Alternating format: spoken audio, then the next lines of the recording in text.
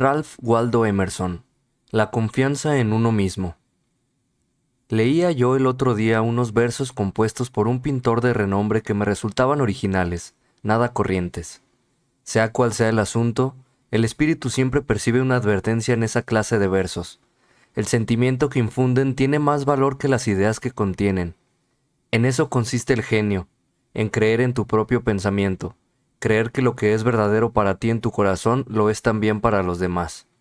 Otórgale voz a la convicción que late en tu interior y ésta adquirirá un significado universal, pues lo íntimo, con el tiempo, se transforma en lo general, y nuestro primer pensamiento volverá a nosotros con las trompetas del día del juicio. Por muy familiar que les sea la voz de la mente a cada uno de ellos, el gran mérito que concedemos a Moisés, Platón y Milton consiste en que todos ellos reducen a la nada libros y tradiciones enteras, y escriben no lo que piensan los hombres, sino lo que piensan ellos mismos. La persona debe aprender a detectar y a atender ese destello de luz que cruza su interior de su mente, en lugar de admirar el lustre del firmamento con sus bardos y sabios. Sin embargo, el hombre rechaza su propio pensamiento sin dudarlo, y lo rechaza porque proviene de sí mismo. En cada obra del genio reconocemos los pensamientos que hemos descartado. Vuelven a nosotros con una cierta majestuosidad ajena. Esta es la lección que nos enseñan las grandes obras de arte. Nos muestran cómo obedecer a nuestra impresión natural y siempre con una inflexibilidad jovial, en aquellos momentos en que se nos llama desde la otra orilla. Si no es así, mañana alguien dirá con gran sentido común lo que nosotros pensábamos y sentíamos desde siempre, y por ello nos veremos obligados, no sin vergüenza, a adoptar de otro lo que era ya opinión nuestra. En la educación de todo individuo, hay un momento en que éste llega a la convicción de que la envidia es ignorancia, que la imitación es un suicidio y que, para bien o para mal, debe tomarse a sí mismo como vara de medir. Llega un punto en que, por muy rebosante que esté la tierra de bondad, no obtiene un solo cereal si no es aplicando sus herramientas a la porción de suelo que se le ha encomendado sembrar. El poder que entonces surge en él es algo nuevo dentro de la naturaleza. Él es el único que sabe qué puede hacer, aunque no estará seguro hasta que lo haya intentado. No en vano ciertos rostros, personajes o hechos le dejan una profunda huella mientras que otros le resultan indiferentes. Este arte de la escultura de la memoria tiene una armonía preestablecida. El ojo se coloca allí donde va a caer un rayo de luz para que pueda ser testigo de ello. Nosotros apenas expresamos la mitad de lo que somos y nos avergüenza la idea divina que cada uno representa. Podemos confiar con prudencia y buenos augurios en que sea impartida de manera sincera, pero Dios no dejará que un cobarde enseñe su obra. Un hombre solo reposa y se alegra cuando ha puesto toda su alma en su trabajo, cuando lo ha hecho lo mejor que sabía, y sin embargo, lo que ha hecho o dicho de otra manera no le dejará descansar. Es un desahogo que no desahoga. El genio le abandona en el intento, y en tal caso las musas, la inventiva y la esperanza ni se le acercan. Confía en ti mismo. Cada corazón vibra según esa cuerda de hierro. Acepta el lugar que la divina providencia te ha otorgado, la sociedad de tus contemporáneos, la cadena de los sucesos. Así lo han hecho los grandes hombres. Como niños, se han encomendado al genio de sus tiempos y su entendimiento ha manifestado que aquello que realmente merece la pena se encontraba a su lado, trabajando a través de sus manos y dominando su ser. Ahora somos hombres y debemos aceptar con la mayor altura de miras el mismo destino trascendental. No somos menores ni inválidos resguardados en un rincón, ni tampoco cobardes que huyen ante la revolución, sino guías, redentores y benefactores que siguen el todopoderoso esfuerzo y que superan el caos y la oscuridad. Qué bellos son los oráculos que nos brinda la naturaleza en este texto, reflejados en los rostros y el comportamiento de los niños, de los infantes e incluso de los necios. Ninguno de ellos muestra una mente dividida y rebelde, ni desconfianza hacia los sentimientos propios cuando la aritmética valora las fuerzas y medios contrarios a nuestro propósito. Sus mentes son completas, su mirada todavía no ha sido conquistada y cuando miramos sus rostros no desconcertamos. La infancia no se aviene a nada, todas las cosas se adaptan a ella y así un bebé hace que 4 o 5 adultos parloteen y jueguen con él. Igualmente, Dios ha dotado a la juventud, la pubertad y la madurez con idéntica picardía y encanto. Las ha hecho envidiables y graciosas, y de ese modo cuando alcanzan firmeza en sus pretensiones no deben dejarse de lado. No penséis que la juventud carece de fuerza porque no nos hable directamente. Prestadle atención. Si escucháis en la habitación de al lado, su voz os llegará con suficiente claridad y vehemencia. Parece que sabe dirigirse a sus contemporáneos. Sea tímida u osada, sabrá cómo convertirnos a todos los adultos en algo innecesario. Esa impasibilidad del joven que sabe que siempre tiene un plato caliente en su mesa y que, como si se tratase de un señor, declina decir algo amable para ganarse nuestra admiración, no deja de ser una sana actitud de la naturaleza humana. Un joven en un salón es lo mismo que una baraja en una casa de juego.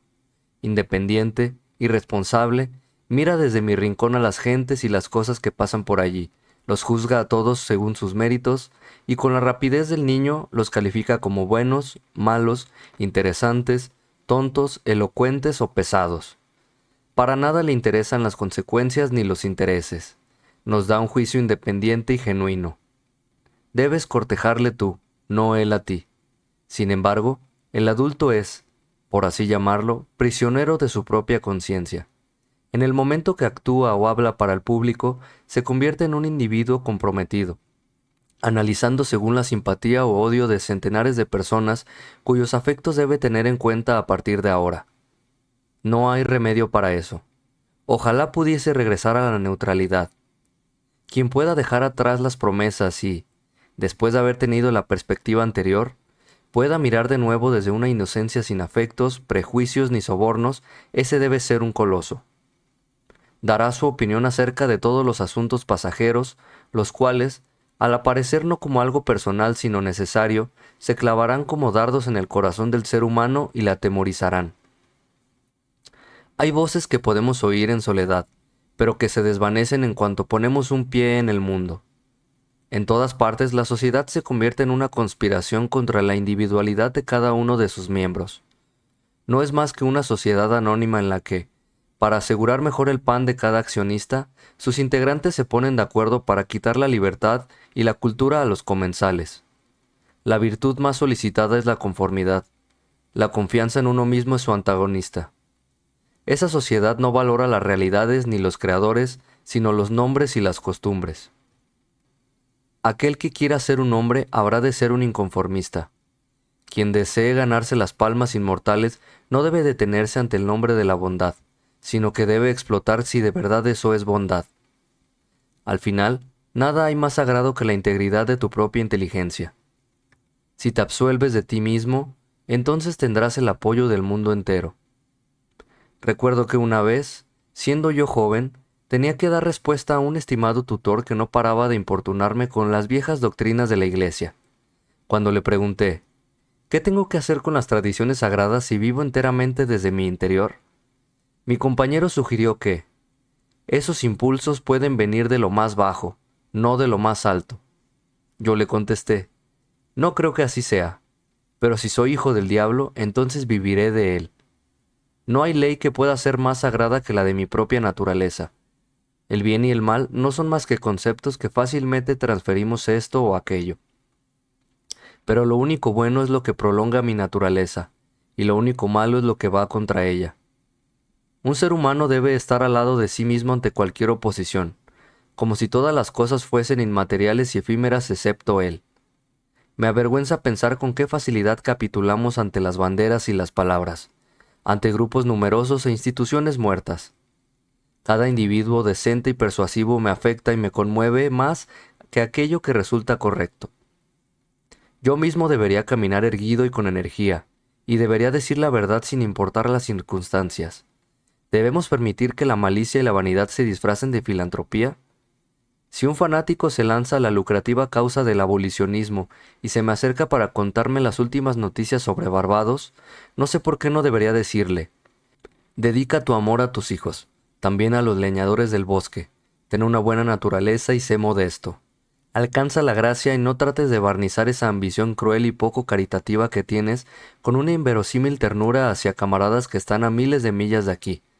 El amor por lo lejano es un insulto hacia tu país.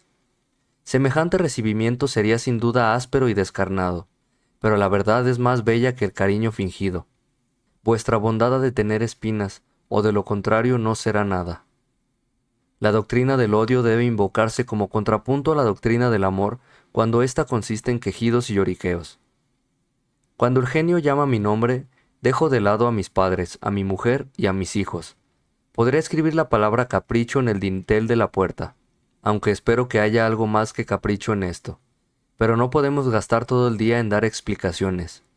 Yo no os diré el motivo por el que busco o evito tener compañía. Igualmente, no me digáis vosotros, como hizo hoy mismo un buen hombre, que es mi obligación mejorar la situación de todos los pobres. ¿Acaso son mis pobres? Yo le digo al filántropo estúpido que solo a regañadientes puedo darle $1 o 1 centavo a aquellos que me pertenecen tan poco como yo les pertenezco a ellos. Si existe una clase de personas a las que me vendo y a las que compro, por afinidad espiritual. Si fuese necesario, iría a la cárcel por ellas. Sin embargo, y aunque confieso no sin sonrojo que en ocasiones cedo y doy $1 para esa extraña caridad popular vuestra, para la educación que dais en esas universidades de bobos, para lugares de encuentro que ahora mismo no sirven para nada, para dar limosnas a los necios y a militares de casas de auxilio, es cierto que se trata de $1 envenenado que las más de las veces que tengo la integridad de ahorrarme. Según la apreciación popular, las virtudes son más una excepción que una regla. Ahí va un hombre con virtudes. Las personas llevan a cabo lo que se llama una buena acción, ya sea un acto de coraje o de caridad, de la misma manera que pagan una multa por no haber aparecido en la exhibición diaria. Sus obras no son más que una apología o un debilitamiento de su existencia en el mundo, igual que los inválidos y los locos han de pagar un precio más alto. Sus virtudes son realmente una carga. Yo no quiero expiar mi culpa, quiero vivir. Mi vida tiene valor por sí misma, no está hecha para el espectáculo. La preferiría mucho antes aunque fuese menos variada, pero genuina y equilibrada, que rutilante e insegura. Quiero que sea firme y dulce, que no necesite dietas ni transfusiones. Te pido que me muestres ante todo que eres un hombre, pero rechazo que lo hagas recurriendo a las acciones. Yo ya he aprendido que es lo mismo llevar a cabo una acción elevada que renunciar a ella. No puedo consentir el tener que pagar por un privilegio al que tengo derecho por naturaleza. Por muy escasos y limitados que sean mis talentos, yo existo y no necesito el testimonio secundario mío o de mis compañeros. Todo lo que debo hacer es aquello que me concierne, no lo que los demás creen. Esta regla, que resulta tan dura en la existencia real como en la vida intelectual, funciona como distinción entre la grandeza y la mezquinidad. Y más dura resultará cuando os topéis con quienes dicen saber mejor que tú cuál es tu obligación. En sociedad es fácil vivir de la opinión de los demás, mientras que en soledad es fácil vivir de la nuestra propia. No obstante, un gran hombre es aquel que cuando está en medio de la multitud sabe salvaguardar la independencia de la soledad con perfecta gracia. La objeción principal a someterse a costumbres que ya os parecen muertas es que dispersan vuestras fuerzas. Os hacen malgastar el tiempo y difuminan la huella de vuestro carácter. Si sustentas a una iglesia muerta, o cooperas con una sociedad basada en una Biblia muerta, o votas por un gran partido, ya sea a favor o en contra del gobierno, o pones tu mesa como lo haría una mera sirvienta, entonces me resultará difícil descubrir qué clase de persona eres bajo tantas máscaras. Además, obviamente, toda esa fuerza se resta de tu vida auténtica. Si, por el contrario, haces tu trabajo, sabré reconocerte. Haz tu trabajo y te reforzarás a ti mismo. La persona ha de saber que la conformidad es el juego de la gallinita ciega. Si conozco a qué secta perteneces, conozco tus argumentos de antemano. Cuando oigo a un predicador anunciar que el tema de su sermón será la conveniencia de una de las instituciones de su iglesia, inmediatamente sé que no va a decir ni una sola palabra nueva y espontánea. Estoy convencido de que a pesar de su mucha palabrería acerca de la necesidad de examinar los fundamentos de la institución, ni él mismo va a hacerlo. Sé que se ha prometido a sí mismo mirar solo hacia una parte, aquella que le está permitida no como hombre sino como pastor. No es más que un fiscal reprimido, y la arrogancia del púlpito es la peor hipocresía. Pues bien, muchos son quienes se han vendado los ojos con este o aquel pañuelo, quienes se han adherido a una de estas opiniones generales.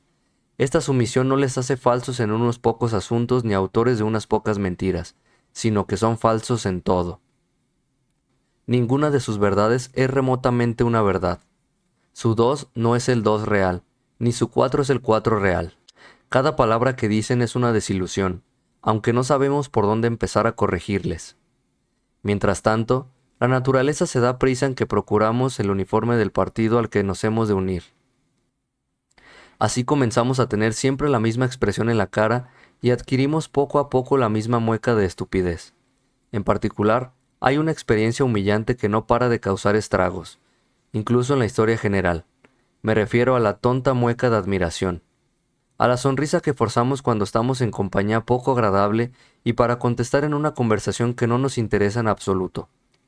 Los músculos, que no se mueven espontáneamente, lo hacen según una voluntad mezquina. Se tensan a todo lo largo del rostro y dan una sensación de lo más desabrida. Si eres un inconformista, el mundo te castiga con su repulsa. Por ello, el individuo ha de aprender a valorar un gesto áspero. Los transeúntes le miran con recelo, ya sea en público o en casa del amigo. Si esta aversión tuviese origen en un odio o una resistencia iguales a las suyas, bien harían volverme a casa con el rostro triste. Pero el gesto antipático de la multitud, al igual que su rostro amable, no tiene un motivo profundo, sino que se lo ponen y quitan según sople el viento o les diga el periódico. Aún así, el descontento de las gentes es más importante que el del Senado o la universidad. Para un hombre firme es muy sencillo tolerar la ira de las clases cultivadas. La de estas es una ira decorosa y prudente, pues se trata de clases en sí muy vulnerables. Sin embargo, cuando a esa ira femenina se añade la indignación de las demás gentes, cuando se levantan los pobres y los ignorantes, cuando la fuerza bruta y irreflexiva que yace en el fondo de la sociedad ruge y se alza, hacen falta unos hábitos de la magnanimidad y la religión dignos de un Dios para tratarla como una fruslería sin importancia. El otro temor que nos hace huir de la confianza en nosotros mismos es nuestra coherencia. Esto es, el respeto hacia los actos y palabras del pasado. Los ojos ajenos no tienen más datos para valorar nuestra trayectoria que los hechos pasados, y somos reacios a defraudarlos. A pesar de todo, ¿por qué deberíamos mantener la cabeza sobre los hombros? ¿Cómo arrancar este cadáver de la memoria sin contradecir algo que dijiste en este o aquel lugar? Imagínate que te contradices. ¿Qué pasa entonces? Una de las reglas de la sabiduría parece ser el no guiarse solamente por la memoria, ni siquiera en actos de pura memoria, sino juzgar el pasado a través del millar de ojos del presente y vivir siempre un día nuevo. En tu metafísica has privado de personalidad a la deidad, y sin embargo, cuando surjan los sentimientos devotos en el alma, dótales de alma y vida aunque tengas que disfrazar la figura de Dios con colores y formas. Abandona tu teoría igual que José dejó su capa sobre la adúltera y márchate. El duende de las mentes simples es la incoherencia, la misma que adoran los políticos, filósofos y clérigos más pobres. Si un espíritu grande posee consistencia, ya no le resta nada más por hacer. Puede dedicarse por entero a sí mismo y a su sombra. Di lo que piensas hoy, con palabras austeras, y de la misma manera mañana di lo que piensas, aunque contradiga lo que has dicho hoy. Así te asegurarás de que todos te malinterpreten. ¿Es por ello tan malo que le malentiendan a uno? Incomprendidos fueron Pitágoras, Sócrates, Jesús, Lutero, Copérnico, Galileo, Newton y todos los demás espíritus puros y sabios que se han encamado en el mundo. Ser grande consiste en ser incomprendido. Supongo que nadie puede violar su propia naturaleza. Todas las efusiones de su voluntad están cercadas por la ley de mi ser, del mismo modo que los salientes de los Andes y el Himalaya resultan insignificantes en la curva general del globo. Tampoco importa demasiado cómo calibras o pones a prueba al individuo. Una personalidad es como unas siglas o como un verso palíndromo. Significa lo mismo, ya lo leas hacia adelante o hacia atrás. En esta existencia deliciosa y retirada que Dios me ha concedido, me permito ir anotando mis humildes pensamientos día tras día, sin mirar hacia adelante o hacia atrás. y no me cabe duda de que todos ellos son simétricos aunque yo ni los vea ni los quiera así. Mi obra ha de tener el aroma de los pinos y el zumbido de los insectos. Las golondrinas que sobrevuelan mi tejido deben enganchar en mi propia red los hilos o pajitas que llevan en el pico. Pasamos por aquello que somos. El carácter educa por encima de la voluntad. El ser humano piensa que puede comunicar sus virtudes o sus vicios solamente mediante acciones abiertas, y es incapaz de darse cuenta de que la virtud y el vicio en todo momento respiran por sí solos. Siempre habrá acuerdo acerca de cualquier variedad de acciones cuando éstas sean honestas y naturales en su momento. Es así porque de una sola voluntad emanan acciones en armonía, por muy distintas que parezcan entre sí. Sus diferencias se pierden al mirarlas desde cierta distancia. Desde una forma de pensar más alta, una sola tendencia las une a todas. Los mejores barcos navegan en una línea en zigzag producto de 1000 virajes. Pero si se mira desde la distancia, la línea se endereza. Una acción genuina vuestra no solo se explicará a sí misma, sino también a las demás de su clase. Por el contrario, vuestra conformidad no explica nada. Actuad de manera individual y todo lo que hayáis hecho de ese modo os justificará. La grandeza llama al futuro. Si hoy puedo ser lo suficientemente fuerte para actuar correctamente y burlarme de las miradas de los otros, es porque ya lo debo haber hecho en el pasado y así puedo defenderme. Sea como fuere, actúa bien en ese momento. Si desechas las apariencias podrás hacerlo. La fuerza del carácter es acumulativa. Los días virtuosos del pasado obran su fuerza en el presente. ¿De qué, si no, se compone la majestuosidad de los héroes del Senado y de la campaña que tanta imaginación ha colmado? La conciencia de tener detrás de sí todo un tren de días memorables y de victorias, días que arrojan una